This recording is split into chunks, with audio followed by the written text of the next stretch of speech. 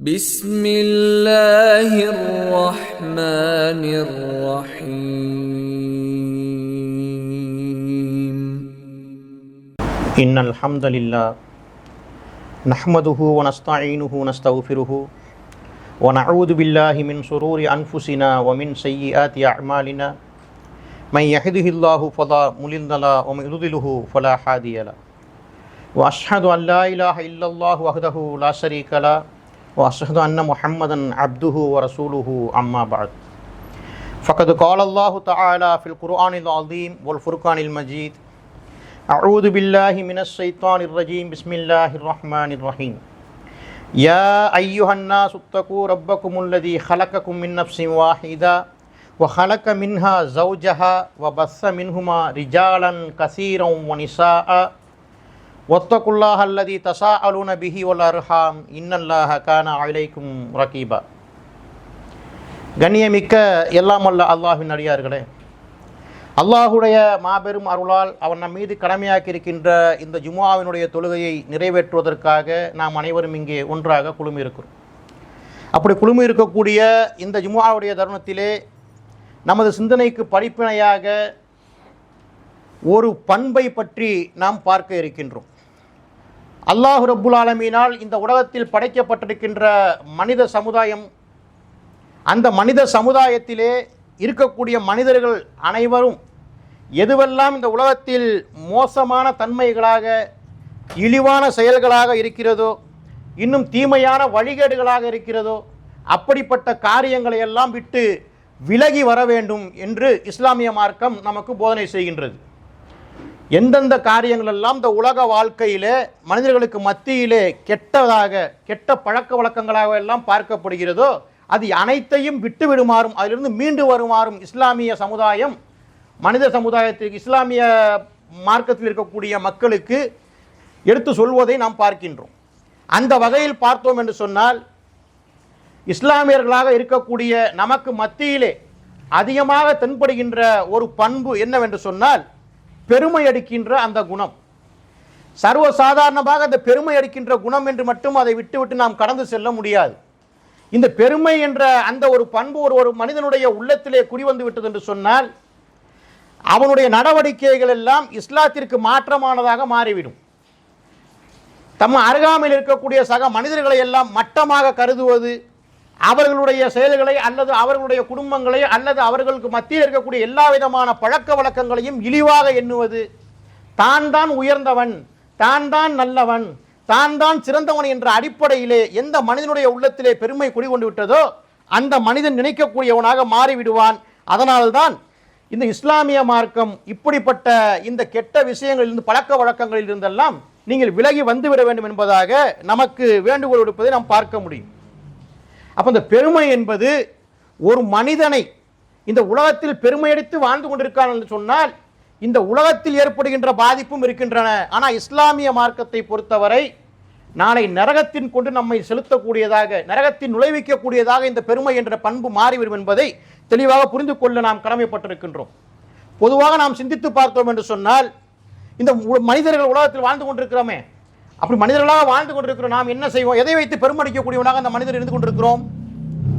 தாம் செய்யக்கூடிய தொழிலை வைத்து பெருமை அடிக்கக்கூடியவர்கள் நாம் பார்த்திருக்கிறோம்.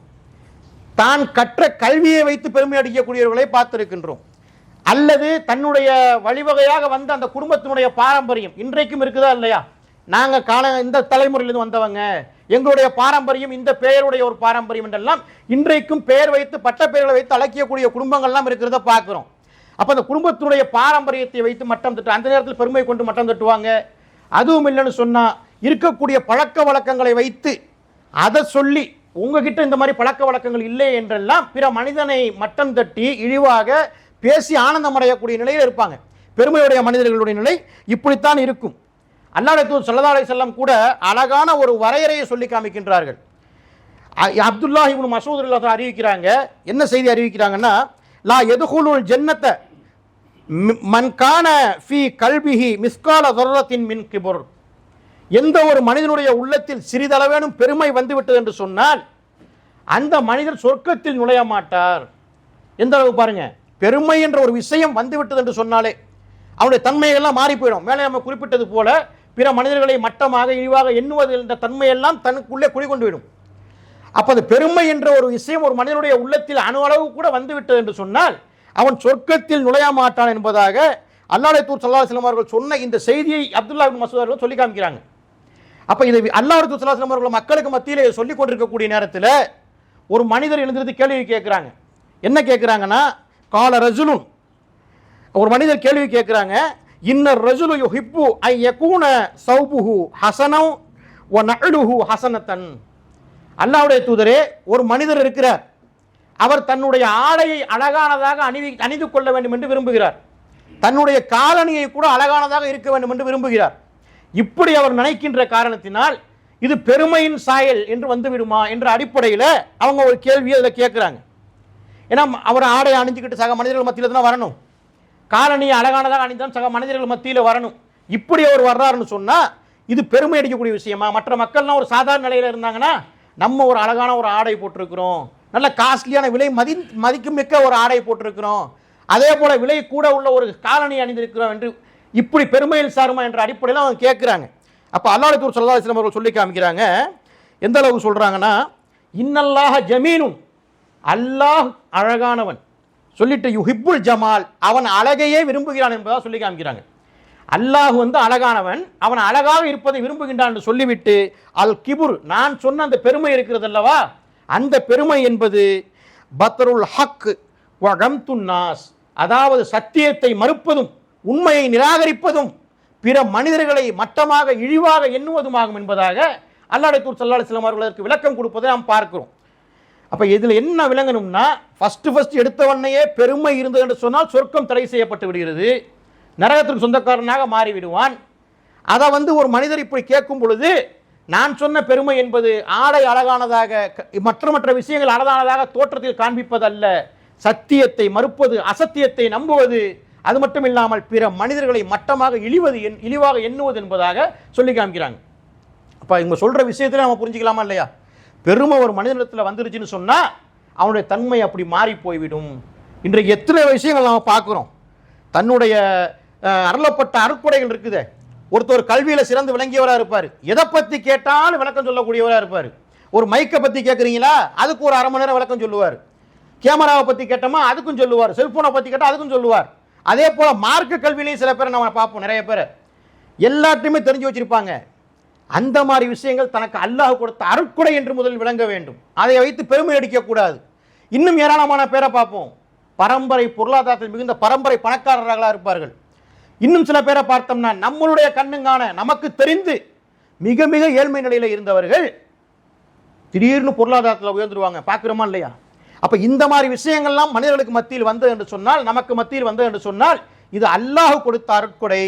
இதை எப்படி நாம் பயன்படுத்த வேண்டுமோ, இந்த இஸ்லாமிய மார்க்கம் எப்படி நமக்கு கற்றுத்தந்திருக்கிறதோ அந்த வகையிலே நாம் இதை பயன்படுத்த வேண்டுமே தவிர இதை வைத்து பெருமை அடிக்கக்கூடாது என்பதை தெளிவாக விளங்கிக் கொள்ளக்கூடிய மக்களாக நாம் இருக்க வேண்டும்.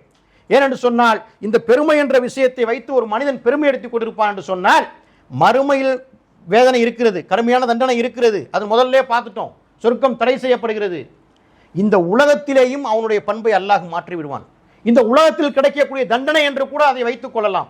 அல்லாஹ் தன்னுடைய திருமறை குர்ஆனிலே சொல்லி காண்பிக்கும் பொழுது, சஅஸ்ரிஃபு அன் ஆயத்தில்லதீன யதகப்பரூன ஃபில் அர்தி பிகைரில் ஹக், அல்லாஹ் சொல்லி காமிக்கின்றான், நியாயமின்றி பூமியில் கர்வம் கொண்டிருப்பவர்களை எனது சான்றுகளை விட்டும் திருப்புவேன் அப்படிங்கிறான்.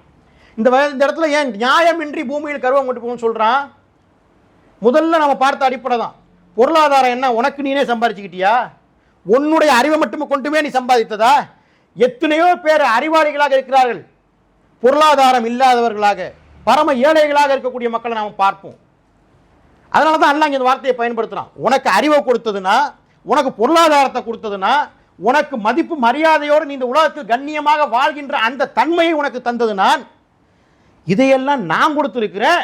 ஆனால் என்னமோ உனக்கு தன்னைத்தானே நீயே ஏற்படுத்தி கொண்டது போல் நியாயமின்றி பெருமை அடித்து கர்வம் கொண்டு திரிந்து கொண்டிருக்கிறாயா? அதனால தான் வசனத்தில் அல்லாஹ் கேட்கிறான், நியாயமின்றி பூமியில் கர்வம் கொண்டிருப்பவர்களை எனது சான்றுகளை விட்டும் திருப்புவேன். அல்லாஹ்வுடைய அந்த அச்சத்தை, அல்லாஹ்வுடைய அந்த கட்டளையை, அல்லாஹ் கட்டுப்படுகின்ற அந்த தன்மை எல்லாம் அவர்களுடைய உள்ளத்திலே ஏற்படாது.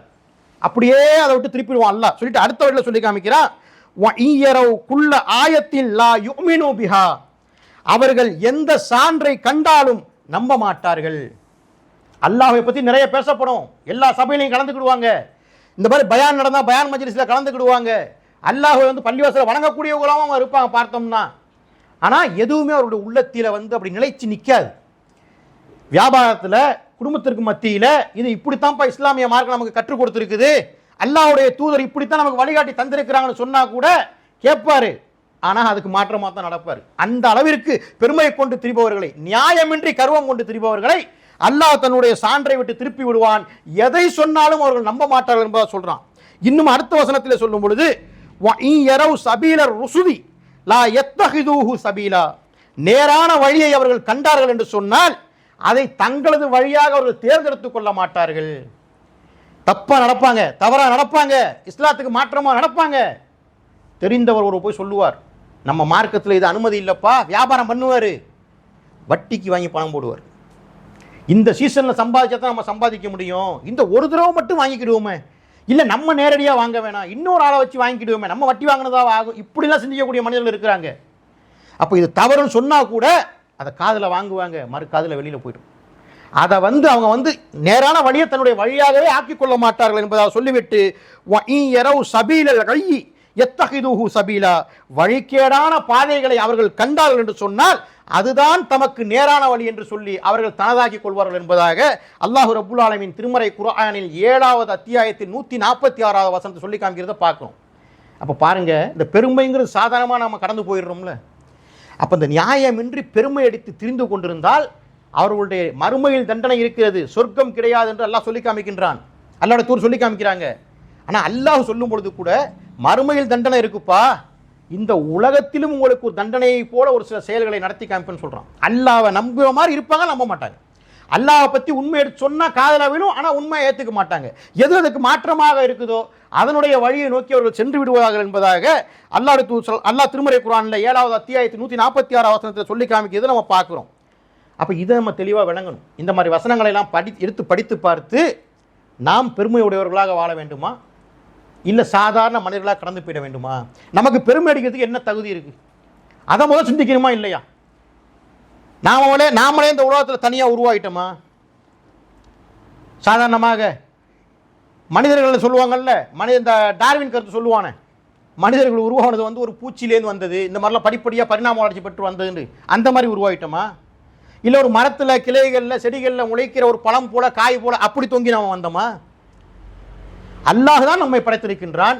இந்த உலகத்தில் மனிதர்களாக வாழ வேண்டும், இந்த பெற்றோர்களுக்கு நீ பிள்ளையாக பிறக்க வேண்டும், உன்னுடைய பூமியில் உனக்கு அளந்து தரப்பட்ட விதிக்கப்பட்ட அந்த பொருளாதாரம் உனக்கு கிடைக்கும், உனக்குரிய அந்த கண்ணியம் உனக்கு நான் நாடியபடி கிடைக்கும் என்று அல்லாஹ் ரப்புல் ஆலமீன் விதித்த விதியின்படித்தான் மனிதர்கள் வாழ்ந்து கொண்டிருக்கிறோம்.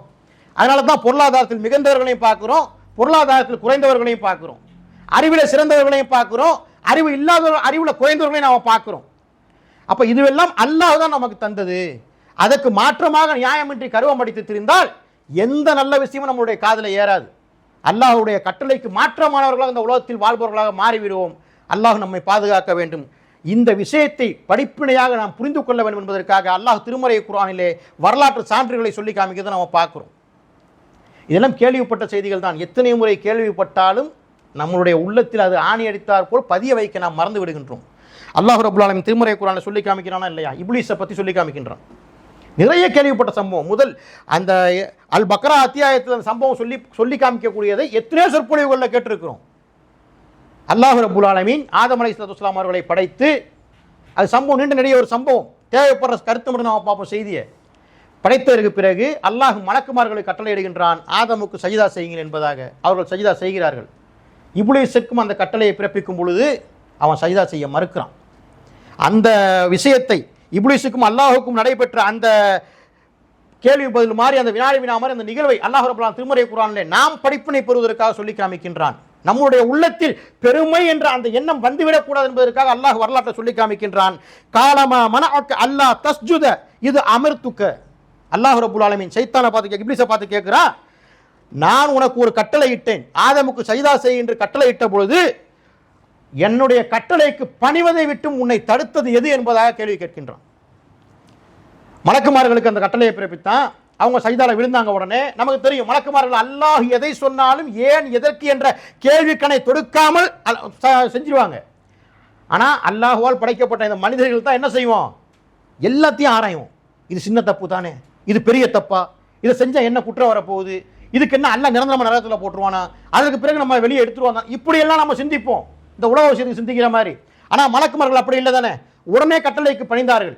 ஆனால் சைதா செய்ய மறுத்தான். அப்போ அல்லாஹ் கேட்குறான், நான் உனக்கு கட்டளை இட்டு இந்த ஆதமுக்கு சைதா செய்வதற்காக உன்னை அந்த என்னுடைய கட்டளைக்கு பணிவதை விட்டு உன்னை தடுத்தது எது என்று கேட்கும் பொழுது அவன் சொன்ன சைத்தா இப்படி சொல்றான், கால ஆனால் ஹைரும் மின்ஹு, ஏன் நான் மறுத்தேன் என்று சொன்னால் நான் அவரை விட சிறந்தவன். யாரை விட? ஆதம் அலைஹிஸ்ஸலாத்து வஸ்ஸலாம் அவர்களை விட நான் சிறந்தவன் என்று இங்கே அல்லாட்டே சொல்றான். அவன் அல்லாட்டே எதிர் பதில் சொல்றான். அவன் சொல்லிட்டு மேலும் அதற்கு விளக்கம் கொடுக்கும் பொழுது எப்படி கொடுக்குறான்னு சொன்னா, ஹலக்தனி மின் நார், நீ என்னை நெருப்பால் படைத்திருக்கிறாய், வ ஹலக்தஹு மின் தீன், நீ ஆதமை களிமண்ணால் படைத்திருக்கின்றாய், அதனால என்னை விட அவர் தாழ்ந்தவர், நான் அவருக்கு சஜிதா செய்ய மாட்டேன் என்பதாக அவன் சொல்லி காமிக்கிறான். கால ஃபஹபித் மின்ஹா ஃபமா யகூன லக, இங்கிருந்து நீ இறங்கி விடு என்பதாக அல்லாஹ் சொல்றான். சொல்லிட்டு அந்த தகப்பர ஃபீஹா, இங்கே நீ பெருமை அடிப்பது தகாது, ஃபஹ்ருஜ் இன்னக மினஸ் சாகிரின், எனவே நீ வெளியேறு, சிறுமையடைந்தவனாக இழிவடைந்தவனாக நீ வெளியேறு என்பதாக அல்லாஹ் திருமறை குர்ஆன்ல இந்த செய்தியை 7வது அத்தியாயத்தில் 12 மற்றும் 13வது வசனத்தில் சொல்லி காமிப்பதை நாம் பார்க்கிறோம். அப்ப அல்லாஹ்வுடைய கட்டளைக்கு ஆதமுக்கு சஜிதா செய்ய மறுக்கிறான். ஏன் மறுத்தான்? அதுதான் நமக்கு இங்க முக்கியமான விஷயம். அல்லாஹ்ட்ட சொல்றான், என்னை நீ நெருப்பால் படைத்திருக்கின்றாய், நெருப்பை பத்த வச்சீங்கன்னா மேல் நோக்கி தானே போகும், மேல் நோக்கி செல்லக்கூடிய உயரே செல்லக்கூடிய அந்த நெருப்பால் என்னை படைத்திருக்கின்றாய், ஆதமை நீ களிமண்ணால் கீழே இருக்கின்ற கீழே விழுகின்ற கீழே புதைந்து போகின்ற களிமண்ணால் நீ படைத்திருக்கின்றாய், என்னை விட அவர் தாழ்ந்தவர் தானே, அவருக்கு நாயே சஜிதா செய்யணும், அவரை விட நான் உயர்ந்தவன், என்னை நீ நெருப்பால் படைத்திருக்க என்பதாக அந்த படைப்பை வைத்து அவன் பெருமை அடித்த காரணத்தினால், உள்ளத்தில் அந்த பெருமையை குடிகொண்ட காரணத்தினால் அல்லாஹ்விடத்தில் சிறுமை அடைந்தான். இதுல இன்னொரு விஷயத்தை பார்க்கணும்.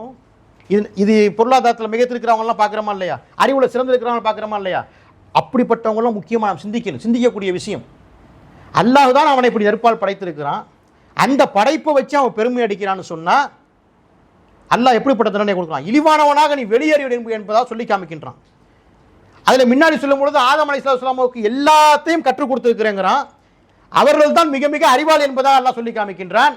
இந்த உலகத்தில் நீங்க எடுத்துக்கொண்ட எந்தவித கண்டுபிடித்த விஞ்ஞானிகளாக இருந்தாலும் அவர்களுடைய அறிவெல்லாம் ஆதம் நபிக்கு அல்லாஹ் கற்றுக் கொடுத்த அறிவிலே ஒரு கடுகளவு தான் இருக்கும், முழுசா அவர்கள் பயன்படுத்தல யாருமே.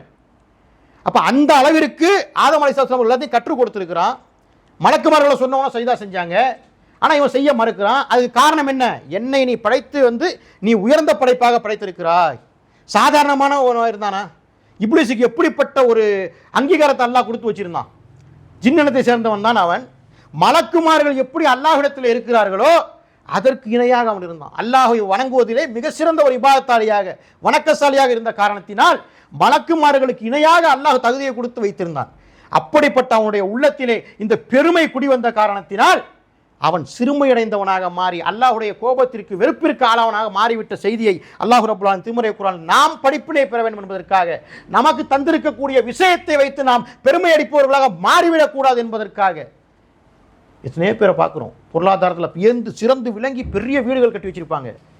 இஸ்லாமிய மக்கள் அவர்களிடத்திலே வேலை பார்க்கக்கூடியவர்களாக இருப்பாங்க. இவர்களும் முஸ்லீம் தான், அவர்களும் முஸ்லீம் தான். ஆனால் வீட்டுக்குள்ளே ஒரு குறிப்பிட்ட ஏரியாவுக்கு மேல் உள்ளே நுழைய முடியாது. இன்னைக்கு நடைமுறையில் இருக்கிறத பார்க்குறோமா இல்லையா? அப்போ இதெல்லாம் எதனுடைய ஒரு தாக்கம்னு சொன்னால், நாம் இவ்வளோ பெரிய பரம்பரை பணக்காரனாக இருக்கிறோம், இவ்வளோ பெரிய மாளிகைகளை வைத்திருக்கிறோம், எத்தனையோ வீடுகளை கட்டி வாடகைக்கு விட்டவர்களாக இருக்கிறோம். நம்மளுடைய பார்வையில் அவன் நம்மளுக்கு கை நீட்டி சம்பளம் வாங்கக்கூடியவனாக வேலை பார்க்கக்கூடியவனாக இருக்கிறான். இவனுக்கு இதுதான் லிமிட் என்ற அடிப்படையில் இன்னைக்கும் இஸ்லாமிய சமுதாயத்தில் இருக்கக்கூடியதை நாம் பார்க்குறோம். அப்போ அவர்கள் எல்லாம் இந்த விஷயத்தை பார்க்கணும். அல்லாஹ் பொருளாதாரத்தை கொடுத்து நம்மளுக்கு இவ்வளோ கொடுத்துருக்கிறான், நம்ம நல்லவங்களாக இருக்கிற அவസ്ഥ தான் கொடுத்துருக்கிறான் அப்படி நினைத்து விடக்கூடாது. பொருளாதாரம் என்பது சோதனை. அப்போ இதை தெளிவாக புரிந்து கொள்ள வேண்டும். இந்த ஒரு வரலாற்று சம்பவத்தை எல்லாம் சொல்லி காமிக்கிறத பார்க்குறோம். அதே போல பார்த்தோம் என்று சொன்னால், நூஹ் அலைஹிஸ்ஸலாத்து வஸ்ஸலாம் அவர்களுடைய காலத்தில் நடந்த அந்த வரலாற்றை நமக்கு படிப்பனையாக சொல்லி காமிக்கின்றான். கிட்டத்தட்ட 950 ஆண்டுகள் அசத்தியத்திற்கு எதிராக சத்தியத்தை எடுத்து ஆணித்தரமாக அவர்கள் பிரச்சாரம் செய்து வந்தாங்க. அவ்வளவு ஆண்டு காலம் பிரச்சாரம் சத்தியத்தை எடுத்து சொல்லியும் ஒரு சில சொற்ப மக்கள் தான் நூஹ் அலைஹிஸ்ஸலாம் அவர்களை பின்பற்றி இந்த இஸ்லாமிய அந்த சத்தியத்தை ஏற்றுக்கொண்டார்கள். அவர்கள் நம்ம திருமறை குர்ஆன்ல சொல்லி காமிக்கிற வரலாற்றில் பார்க்க முடியும். பெரும்பான்மையான மக்கள் செல்வந்தர்களாக இருக்கக்கூடியவர்கள் எல்லாம் நூஹ் அலைஹிஸ்ஸலாத்து வஸ்ஸலாம் அவர்களை வெறுக்கக்கூடியவர்களாக, அவர்கள் கொண்டு வந்த கொள்கையை வெறுக்கக்கூடியவர்களாக, அவர்களை இழிசொல்லால் பேசக்கூடியவர்களாக, நையாண்டி நக்கல் கிண்டல் செய்து வார்த்தைகளை வெளிப்படுத்தக்கூடியவர்களாக அவர்கள் இருந்த அந்த சம்பவத்தை எல்லாம் அல்லாஹ் திருமறை குர்ஆனில் சொல்லி காமிக்கின்றான். அந்த யாரெல்லாம் அவர்களை மறுத்தார்களோ, நூஹ் அலைஹிஸ்ஸலாத்து வஸ்ஸலாம் அவர்களுடைய கொள்கையை மறுத்தாலே அல்லாஹ்வை மறுக்கிறது அர்த்தம் தானே. அப்படிப்பட்டவர்களை பற்றி அல்லாஹ் சொல்லி காமிக்கின்றான். ஃபகாலல் மலஉல்லதீன கஃபரு மின் கௌமிஹி, அவரை நிராகரித்த அவருடைய அந்த சமூகத்தின் தலைவர்கள் அவரை நோக்கி, நூஹ் அலைஹிஸ்ஸலாம் அவர்களை நோக்கி சொன்னதை சொல்லி காமிக்கின்றான். மா நரக்க இல்லா பஷரன் மிஸ்லுனா, நாம் உம்மை எங்களை போன்ற ஒரு மனிதர்களாகவே அன்றி வேறு விதமாக நாம் காணவில்லை. என்ன சொல்றாங்க அந்த பணக்காரர்களாக இருந்தவர்கள், நூஹ் அலைஹிஸ்ஸலாம் அவர்கள் கொண்டு வந்த சத்தியத்தை மறுத்தவர்கள், அவர்கள் என்ன சொல்றாங்க, நாங்க எங்களை போன்ற ஒரு சாதாரண மனிதராக தான் உங்களை பார்க்கிறோம், இறைவனுடைய தூதராகலாம் நாம் உங்களை பார்க்கவில்லை. ஒமா நரக்கத்தபாக்க இல்லதீனஹும், அடுத்த வசனத்தை அல்லாஹ் சொல்லி காமிக்கின்றான். ஒமா நராக்கத்தபாக்க இல்லல்லதீனஹும், எங்களுக்குள்ளே ஆழ்ந்து யோசனை செய்யாத இழிவானவர்களே தவிர வேறு யாரும் உங்களை பின்பற்றுபவர்களாக நாம் பார்க்கவில்லை. உங்களை பின்பற்றி ஒரு சொற்ப மக்கள் இருக்கிறாங்களே, நூஹ் அலைஹிஸ்ஸலாம் பார்த்து சொல்றாங்க, அவங்க உங்களை பின்பற்றியவர்கள், உங்களுடைய அந்த கொள்கையை ஏற்றுக்கொண்ட அந்த சொற்ப மக்கள் இருக்கிறாங்களே, அவர்கள் இழிவானவர்களாக இருப்பார்கள், அறிவில் குறைந்தவர்களாக இருக்கிறார்கள், தாழ்ந்தவர்களாக இருக்கிறார்களே, அவர்கள் தான் உங்களை பின்பற்றுகிறார்களே தவிர வேறு எவரும் உங்களை பின்பற்றி நடப்பதாக நாம் பார்க்கவில்லை என்பதாக சொல்றாங்க. சொல்லிட்டு அடுத்த வசனத்தில் சொல்லி காமிக்கின்றான். அராதிலுனா பாதியர் ரஇ ஒமா நர்லக்கும், அல்லாஹ் அந்த வசனத்தை சொல்லும்போது என்ன சொல்லி காமிக்கின்றா, எங்களை விட உங்களுக்கு எந்த விதமான மேன்மையும் இருப்பதாக நாம் காணவில்லை. நீங்க அல்லாஹ்வுடைய தூதர்னு சொல்றீங்க, சத்திய கொள்கைன்னு ஒன்று சொல்றீங்க, எங்களை விட சிறப்பு அந்தஸ்து எதுவும் உங்கள்கிட்ட நாம் பார்க்கல. உங்களை பின்பற்றி இருக்கக்கூடியவர்கள்லாம் அறிவில் சிறந்தவர்களாக இல்லை, அறிவில் குறைந்தவர்களாக இருக்கிறார்கள், எங்களை விட தகுதியிலும் குறைந்தவர்களாக இருக்கிறார்கள். அப்படிப்பட்டவர் தான் உங்களை பின்பற்றி கொண்டிருக்கிறார்கள். மேலும் உங்களுக்கு எங்களை விட மேன்மையான எந்த ஒரு அந்தஸ்தும் இருப்பதாக நாங்கள் நினைக்கவில்லை என்பதை சொல்லிவிட்டு அலைனா மின் ஃபல் பல் நல்னுக்கும் காதிபீன், மாறாக உங்களை எல்லாம் நாங்கள் பொய்யர்களாகவே எண்ணுகிறோம் என்று அவர்கள் கூறிய இந்த விஷயத்தை அல்லாஹ் ரப்பல் ஆலமீன் திருமறை குர்ஆனில் சொல்லி காமிக்கின்றான். அவங்க சொல்லக்கூடிய விஷயம் என்ன, தங்களை பற்றி பெருமை அடிச்சுக்கிறாங்க. யாருங்க உங்களை பின்பற்றிட்டு போறா, பின்பற்றுவங்க கூட யார் வர்றா, எங்களை விட பொருளாதாரத்தில் குறைந்தவர்கள், எங்களை விட அறிவில் குறைந்தவர்கள், எங்களை விட குடும்ப பாரம்பரியத்தில் குறைவாக இருக்கக்கூடியவர்கள், சிந்திக்க தெரியாதவர்கள், அவர்கள் தான் உங்களை பின்பற்றி வந்து கொண்டிருக்கிறார்கள். உங்களுக்கு மேலும் எந்தவித ஒரு சிறப்பு அந்தஸ்தையும் உங்களுக்கு இருப்பதாக நாங்கள் நினைக்கவில்லை என்பதாக இந்த விஷயத்தை எல்லாம் சொல்லி அவர்கள் அந்த பெருமை அடித்தார்கள்.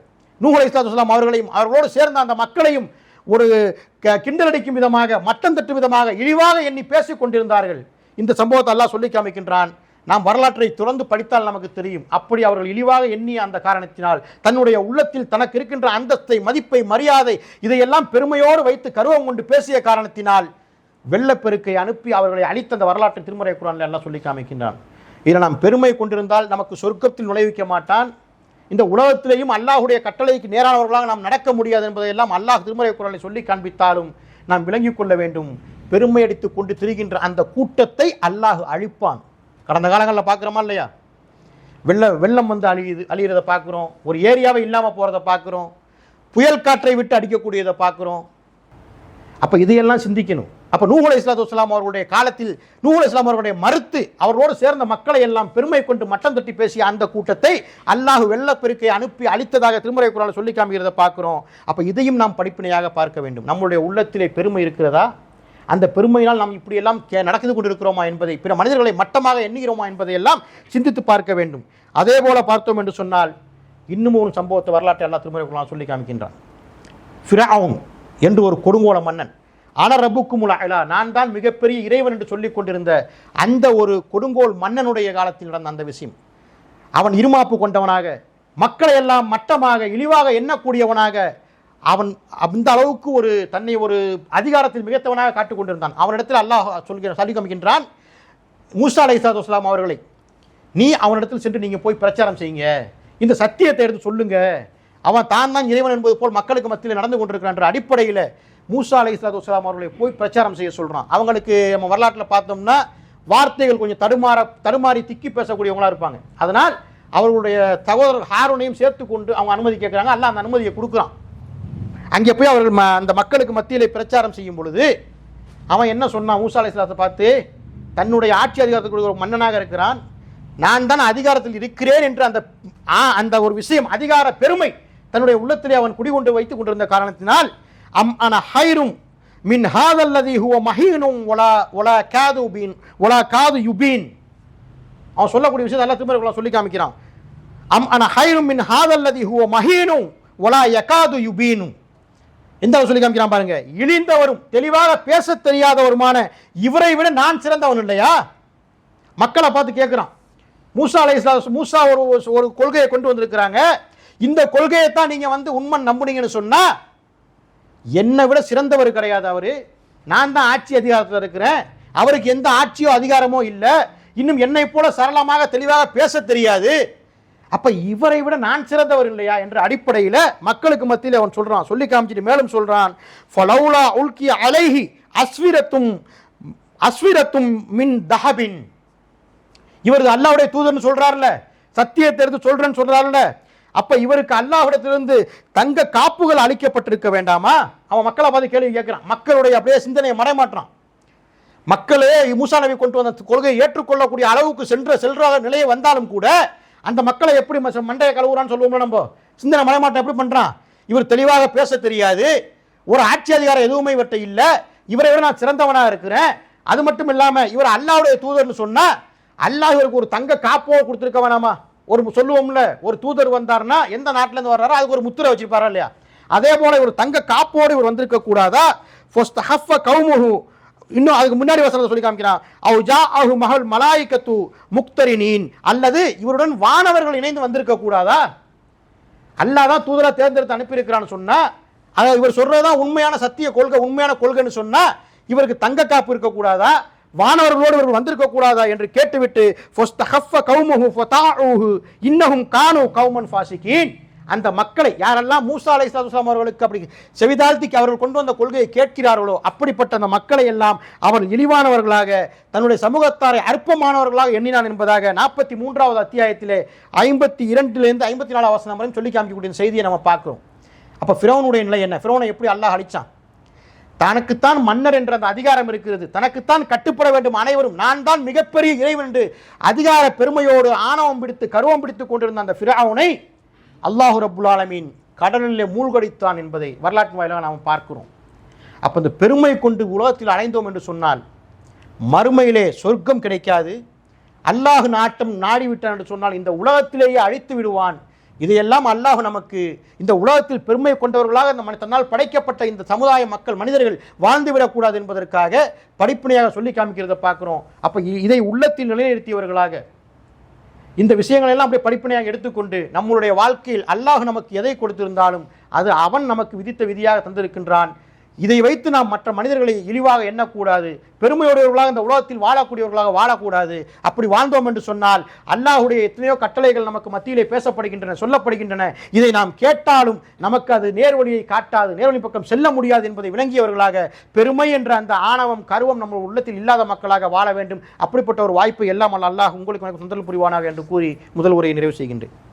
அல்ஹம்துலில்லாஹி ரப்பில் ஆலமீன் வஸ்ஸலாத்து வஸ்ஸலாம் அலா ஹாத்தமில் அன்பியா வல் முர்சலீன்.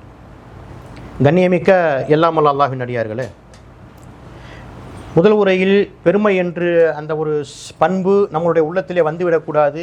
அந்த பண்பு உள்ளத்தில் பதிந்து விட்டது என்று சொன்னால் கருவம் பிடித்தவர்களாக ஆணவம் கொண்டவர்களாக நாம் மாறிவிடுவோம். அந்த ஒரு தன்மைக்கு நாம் போய்விட்டோம் என்று சொன்னால் நம்மை விட மற்றவர்களை எல்லாம் இழிவானவர்களாக மட்டமானவர்களாக நாம் நினைக்க துவங்கி விடுவோம் என்ற விஷயத்தை எல்லாம் நாம் பார்த்தோம். திருமறை குர்ஆனில் ஒரு வசனத்தை பார்த்தோம் சொல்ல 16வது அத்தியாயம் 22வது வசனத்தில் அல்லாஹ் சொல்லி காமிக்கின்றான், இலாஹுக்கும் இலாஹுன் வாஹித், உங்கள் இறைவன் ஒரே இறைவனே. ஃபல்லதீன லா யுமினூன பில் ஆஹிரத்தி குலூபுஹும் முன்கிரத்துன், மறுமையை நம்பாதவர்களுடைய உள்ளங்கள் இதை மறுக்கின்றன. முதல் வசனத்தில் என்ன சொல்றான்? உங்களுடைய இறைவன் ஒரே இறைவன் தான் என்று சொல்லிவிட்டு மறுமையை நம்பாதவரின் உள்ளம் இருக்குதே அந்த உள்ளம் இதை மறுக்கின்றன. இறைவன் ஒருவன் தான் என்ற விஷயத்தை மறுமையை நம்பாதவங்க மறுக்கிறாங்க என்பதாக சொல்லிவிட்டு ஒஹும் முஸ்தக்பிரூன், அப்போ மறுமையை நம்பாதவர்கள் ஒரே ஒரு இறைவன் தான் என்று மறுக்கிறார்கள் என்று சொன்னால் அவர்கள் யார் தெரியுமா? ஒஹும் முஸ்தக்பிரூன், அவர்கள் தான் பெருமை அடிக்கக்கூடியவர்கள் என்பதாக சொல்லி காமிக்கின்றான். அப்போ இந்த பண்பு உள்ளத்தில் வந்துடும். நம்ம முதல்ல பார்த்தது போல பெருமை கொண்டு குடிகொண்டு விட்டு சொன்ன ஒரு மனிதனுடைய உள்ளத்தில் ஆணவம் வந்துடும், கர்வம் வந்துடும், நம்மளை விட மற்றவர்கள்லாம் இழிவானவர்கள், மட்டமானவர்கள் என்ற எண்ணம் வந்துவிடும். அந்த எண்ணம் வந்துருச்சுன்னா என்ன அர்த்தம்? அவன் மறுமையை நம்பலன்னு அர்த்தம். நம்ம இப்படிலாம் தான் தோண்டித்தனமாக நடந்தால் மறுமையில் நமக்கு தண்டனை இருக்குன்னு விளங்கணுமா இல்லையா? அவன் விளங்காததுனால தான் செய்கிறான். ஏன் விளங்கலை? மறுமையை நம்பலை. அப்போ அவன் யார்? பெருமை கொண்டவன் என்பதாக அல்லாஹ் ரப்பல் ஆலமீன் இந்த வசனத்தை சொல்லி காமிக்கிறத பார்க்குறோம். இன்னும் பார்த்தோம் என்று சொன்னால் அல்லாஹ் ரசூல் ஸல்லல்லாஹு அலைஹி வஸல்லம் அவர்கள் ஒரு செய்தியை சொல்லி காமிப்பதை நாம் பார்க்கிறோம். எந்த அளவு சொல்லி காமிக்கிறாங்கடா, சொர்க்கமும் நரகமும் விவாதம் செய்து கொண்ட ஒரு செய்தியை சொல்லி காமிக்கிறாங்க. அதில் நரகம் சொல்கிறது, அக்கிரமக்காரர்களும் பெருமை அடிக்கக்கூடியவர்களும் தான் எனக்குள் நுழைவார்கள். நரகம் சொர்க்கத்தை பார்த்து சொல்லுது, எனக்கு மத்தியில் யார், என்னுடைய உள்ள யார் வந்து நுழைவா தெரியுமா? அக்கிரமம் செய்யக்கூடியவன், அநியாயம் செய்யக்கூடியவன், பெருமை அடிக்கக்கூடியவன். இந்த பெருமை அடிக்கக்கூடியவன் வந்துட்டாவே எல்லா குணமும் குடிக்கொண்டுரும். அப்போ இப்படிப்பட்ட மனிதர்கள் தான் என்னுள் நுழைவார்கள் என்பதாக நரகம் சொன்னது என்று சொல்லி காமிக்கிறாங்க. அதற்கு சொர்க்கம் சொல்லக்கூடிய செய்தி என்னன்னு சொன்னால், ஹாதிஹி துஹில்னில் உஃபாஉ வல் மசாக்கீன், எனக்கு உள்ள யார் நுழைவார்கள் தெரியுமா? எளியவர்களும் ஏழ்மையானவர்கள், ஏழைகளும் தான் எனக்குள் நுழைவார்கள் என்று சொர்க்கம் சொன்னது என்று அல்லாஹ் ஸல்லல்லாஹு அலைஹி வஸல்லம் சொன்ன இந்த செய்தியை அபூ ஹுரைரா அறிவிக்கிறாங்க. அப்போ இதையும் நாம் விளங்கணும். சொர்க்கம் நரகத்தினுடைய அந்த விவாதம் மாதிரி வைத்தே சொல்லி காமிக்கிறாங்க. மக்கள் படிப்பினை பெற வேண்டும், மக்கள் புரிந்து கொள்ள வேண்டும் என்பதற்காக. அப்போது நாம் பெருமையுடையவர்களாக, அக்கிரமம் பண்ணக்கூடியவர்களாக, ஆணவம் கொண்டவர்களாக, கர்வம் கொண்டவர்களாக இந்த உலகத்தில் வாழ்ந்தோம் என்று சொன்னால் நம்முடைய இருப்பிடம் எது? நாளை மறுமையில் மரணத்திற்கு பிறகு நரகத்திற்குள்ளே சென்று விடுவோம். இதையும் தெளிவாக புரிந்து கொள்ள வேண்டும்.